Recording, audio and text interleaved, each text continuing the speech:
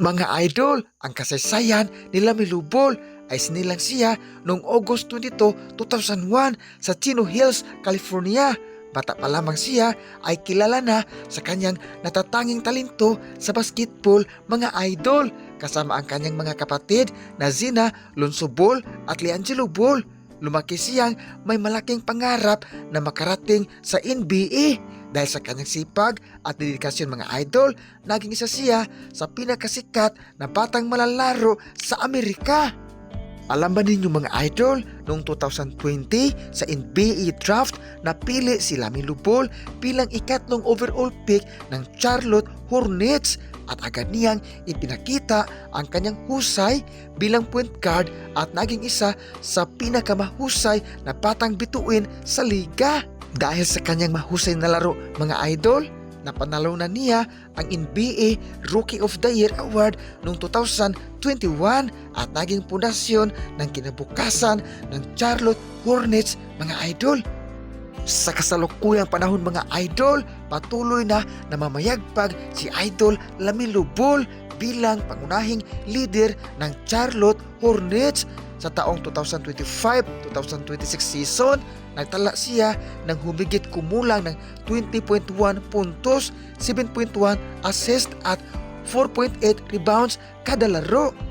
Grabe naman si Lamelo Ball, mga idol, dahil nakapagtala rin siya ng mga kangahangang performance, kabilang ang 37 puntos at franchise-tying 10 3-pointers laban sa Washington Wizards. Patunay na isa siya sa pinakamapanganib na playmaker at scorer sa NBA.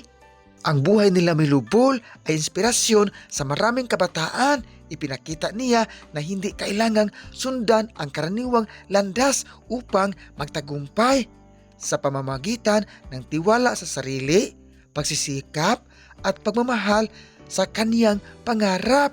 Naging isa siya sa mga mukha ng bagong henerasyon ng NBA. Hanggang ngayon, mga idol, patuloy siyang nagbibigay inspirasyon sa mga kabataang nangangarap na balang araw ay makarating din sa pinakamalaking entablado ng basketball.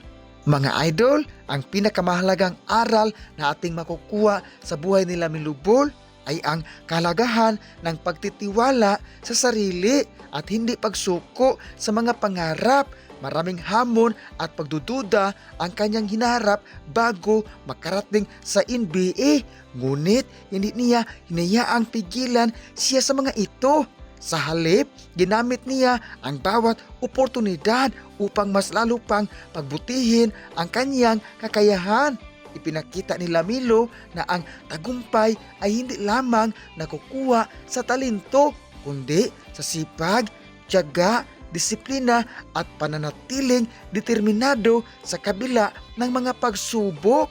Mga idol, ang kanyang kwento ay nagsisilbing inspirasyon na kahit gaano kalaki ang ating pangarap, pasibol itong maabot kung tayo ay magsisikap at maniniwala sa ating sarili.